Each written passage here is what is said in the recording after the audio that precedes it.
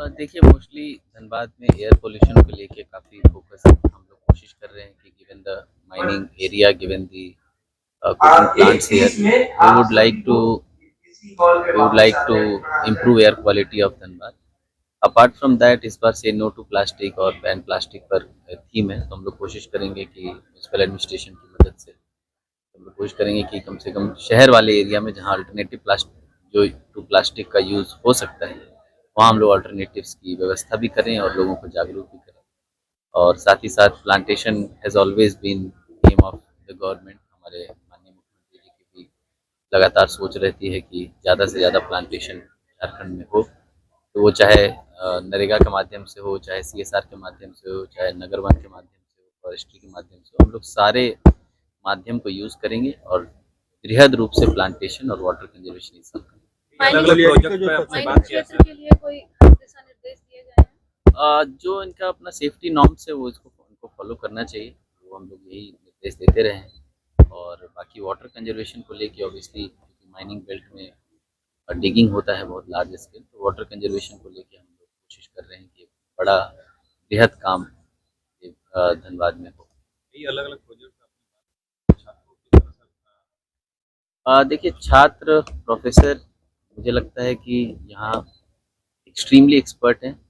देश ही नहीं, मुझे लगता है दुनिया की one of the most reputed संस्थानों में से एक है। यहाँ जो प्रोफेसर्स भी होंगे वो मुझे लगता है कि किसी भी देश के मोस्ट एक्सपर्ट प्रोफेसर से कम नहीं। मैं उनसे बस यही आग्रह किया है मैंने उनसे कि आप लोग एक अच्छा ग्रुप बनाकर कोशिश करें कि कैसे जो है प्लास्टिक का बैन के साथ साथ उसको डेवलपमेंट से कैसे जोड़ा जाए, because development and environment has to go together, avoid one. या फिर अगर वाटर कंजर्वेशन पे कैसे टेक्नोलॉजी का यूज़ करके हम लोग बेटर वाटर रिजर्वायर बना सकें, बेटर प्लांटेशन कर सकें, कार्बन क्रेडिट्स कैसे क्लेम कर सकें as a college, as a group, as a municipal commissioner, as a deputy commissioner, as FPO। तो इन चीज़ों पर मैंने कुछ सोचा है कि कुछ प्रोजेक्ट्स अगर आएगा तो हम लोग पूरी कोशिश करेंगे कि डिस्ट्रिक्ट।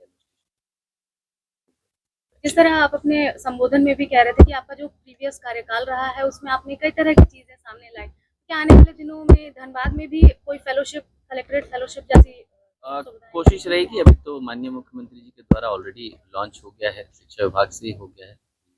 कॉलेज के बच्चों को रूरल फेलोशिप कराना है, तो वो तो डिस्ट्रिक्ट लेवल नहीं स्टेट लेवल प्रोग्राम है, उसको हम लोग अच्छे से करेंगे ताकि यहाँ के युवा जो है वो झारखंड और झारखंड के गाँव के विकास में भागीदारी पा सकें और एक इमोशनल बॉन्डिंग में कहूँगा गाँव से बच्चों का, वो एक शुरुआत बहुत अच्छी है जो आपके हिसाब से क्या लगता है धनबाद को और बेहतर बनाने के लिए क्या चीजें और करनी है? ऑलरेडी बहुत सारी चीज़ें चल रही है, उसी को मैं अच्छे से कोशिश करूँगा करने का। सरकारी स्कीम्स भी बहुत सारी हैं जिनका इम्प्लीमेंटेशन और बेटर करने की कोशिश करेंगे। कुछ नई चीज़ें आएंगी, कुछ नए प्रपोजल्स आएंगे जो राज्य के हित में होगा, राज्यवासियों के हित में होगा, तो पूरी कोशिश करेंगे। इसका उद्देश्य क्या था और क्या कुछ बातें उपायुक्त ने कही? आज वर्ल्ड इन्वायरमेंट डे पर हम लोगों ने एक नेशनल कॉन्फ्रेंस किया है।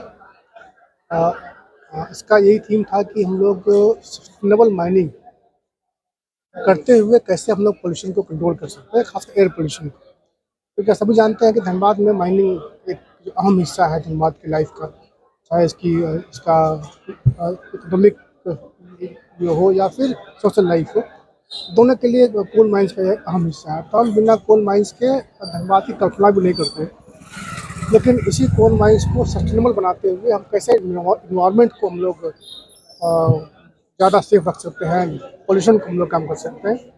इसी के तहत एक हम लोगों ने इनोवेटिव आइडियाज़ के लिए ये सेमिनार हम लोग आयोजन किया गया। इसमें हमारे NGO पार्टनर स्तर और IISM का महत्वपूर्ण योगदान रहा है।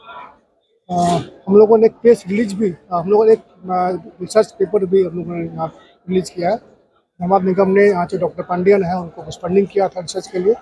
उन्होंने कोयला से होने वाले जितने पोल्यूशंस हैं उसको कम करने के क्या उपाय होंगे उस पर उन्होंने स्टडी किया है, तो आज रिपोर्ट रिलीज की गई है।